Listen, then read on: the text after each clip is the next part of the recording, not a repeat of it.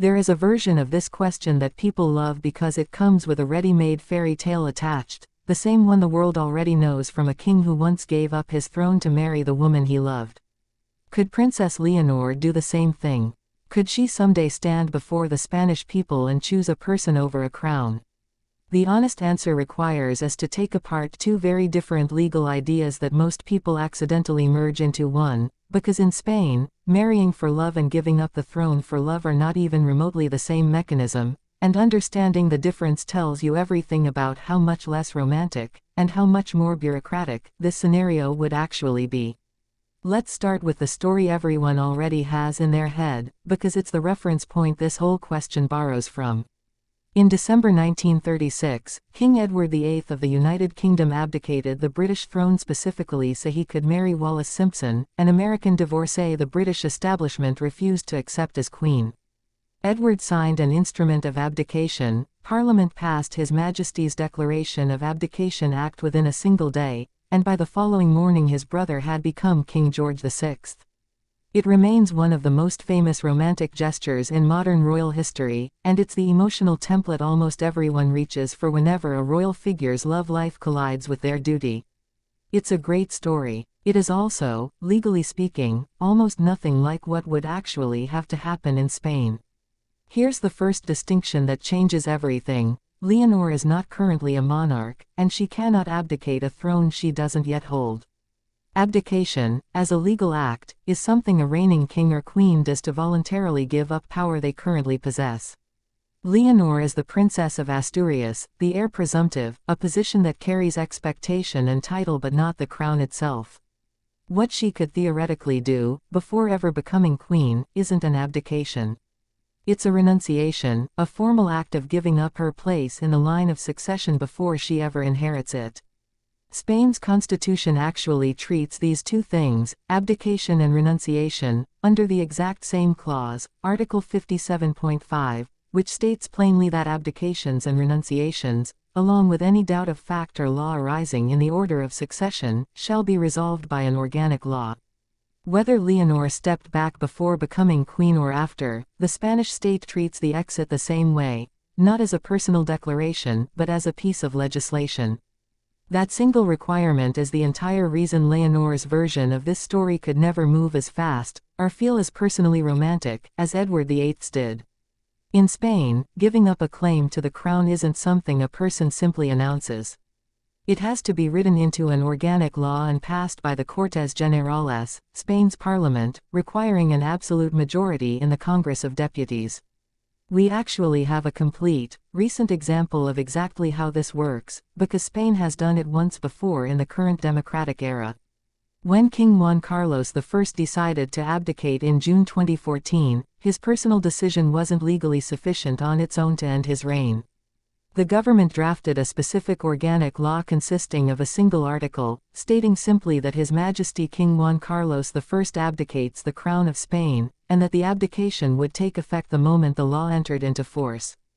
That law had to be approved by the Council of Ministers, submitted to the Cortes Generales, debated, voted on, in that case passing with 299 votes in favor, and only then signed and published in the official state gazette before it became real. From the king's private notification of his intention to the moment the abdication actually took legal effect, more than 2 weeks passed, filled with government meetings, parliamentary votes, and formal ceremony.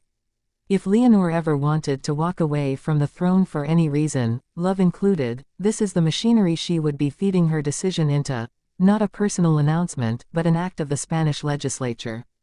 Now here's where the story gets genuinely more interesting, because there's a second, entirely separate constitutional mechanism that could theoretically remove Leonor from the succession over a marriage, and it works almost the opposite way from a voluntary, romantic abdication. Article 57.4 of the Constitution states that any person with a right of succession to the throne who marries against the express prohibition of the king and the Cortes Generales is automatically excluded from the succession, along with their descendants. Read that carefully, because the mechanism matters enormously. This isn't Leonor choosing to step down for love. This is the state stepping in and doing it to her, automatically, the moment she marries someone the monarch and parliament have formally opposed. It requires no vote of confidence from her, no drafted organic law explaining her feelings, no televised farewell address. If she married against an express joint prohibition from her father and the Cortes, the exclusion would simply happen, a constitutional trapdoor rather than a personal choice. This means the popular, romantic version of the question, will Leonor give up the crown for the man she loves the way Edward VIII did, isn't really the scenario Spanish constitutional law is built to handle. The law isn't designed around the idea of a monarch nobly sacrificing power for love. It's designed around the idea of the state deciding, in advance, who is and isn't an acceptable spouse, and automatically punishing the choice to defy that decision. The emotional weight in the Spanish system sits with the king and the Cortes, not with Leonor's own agency, which is a very different narrative from the one most people are picturing when they ask this question. It's also worth asking how realistic that scenario actually is in the first place, because Article 57.4 has never once been invoked in the current constitutional era. No dynast in the post-1978 Spanish monarchy has ever married against an express prohibition and triggered this clause. Compare that to Edward VIII's situation, where the British establishment's objection to Wallis Simpson was rooted in her being twice divorced and American, at a time when the king, as head of the Church of England, faced a genuine religious obstacle to marrying a divorcee. Spain's royal family has already absorbed a divorced, non-aristocratic spouse without any constitutional crisis at all, when Felipe married Letizia in 2004. If the Spanish monarchy already proved 20 years ago that it could bend around a case Britain once treated as a firing offense for a king, it becomes much harder to imagine a realistic scenario in which Leonor's father and the Cortes Generales would ever jointly issue a formal prohibition dramatic enough to trigger Article 57.4 in the first place. So if the automatic exclusion clause is unlikely to ever be the mechanism, does that bring us back to the Edward VIII scenario, a voluntary renunciation purely for love? Here, too, the honest answer is that it's almost impossible to picture happening the way it happened in Britain, and the reason has nothing to do with romance and everything to do with how tightly Spain's constitution binds succession decisions to political process rather than personal choice. Even if Leonor genuinely wanted to step away from her position for a relationship, she couldn't simply announce it and have it take effect the way Edward VIII did with a signature and a same-day act of parliament. She would need the Spanish government to draft an organic law, the Council of Ministers to approve submitting it, and the Cortes Generales to debate and vote on it with an absolute majority, the exact same grinding legislative process that took over 2 weeks even for a king who was already backed by broad political consensus and dealing with a very different kind of crisis, his own health and a wave of monarchy-damaging scandals, not a love affair the establishment refused to accept. There's also a political reality layered on top of the legal one, and it might be the most important point in this entire discussion. When Juan Carlos abdicated, Spanish politicians across the spectrum were largely aligned on the need for a generational handover, and public opinion polling at the time showed a majority of Spaniards believed the moment was right. An organic law renouncing Leonor's position specifically because Parliament refused to bless her choice of spouse would be an entirely different political animal, forcing every party in the Cortes to take a public, recorded position on the acceptability of a specific person's love life, live on the floor of Parliament, with a formal vote attached to it. It's difficult to imagine a modern Spanish government wanting to manufacture that spectacle voluntarily, and just as difficult to imagine Leonor's own family pushing the Cortes toward a confrontation the monarchy has spent decades trying to avoid, especially after watching how badly a poorly handled succession crisis can damage an institution's legitimacy.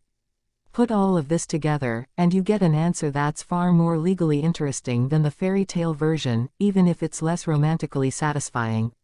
Leonor cannot abdicate today because she isn't yet queen, and no reigning monarch exists whose crown she could give up. If she ever wanted to renounce her place in the succession before inheriting it, the process would require the Spanish government and parliament to actively legislate her exit, transforming what might feel, to her, like a deeply personal decision into a formal act of state requiring a majority vote in the Cortes Generales.